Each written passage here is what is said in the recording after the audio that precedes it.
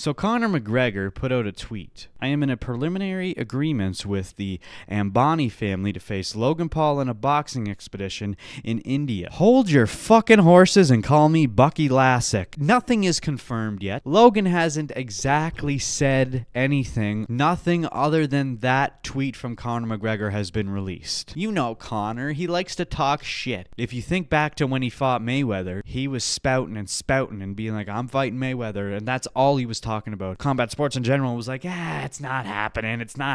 And guess what? It did happen. And you look at what has happened since then and now, this is actually a possibility. That's not me saying that I want it to happen, mind you. Dana White said, I have some news that you guys are never going to see coming. We just got it in the works last night. Dana just dropped that little seed. He didn't say what it was. He didn't give any sort of hint as to what it could be. And he said it's going to be huge. Now, that doesn't necessarily mean that it's Conor and Logan. Here's what I'm thinking. We know Conor McGregor is in hot water now. So to get him straight back into UFC would be very tough. He can't come back into the UFC yet, but he has to stay relevant. There's also the factor that Conor McGregor absolutely needs the money. Proper 12 dropped him. All his sponsors dropped him. This guy has so many expenses right now. Yachts, houses, cars, plus all this lawsuit bullshit. He needs that money. His image is so tainted right now. He has no choice but to take these bonkers offers. That Albani family that he mentioned, they are the wealthiest family in all of India. Conor's image is not going to affect them at all. And now you might be saying, well, why is Conor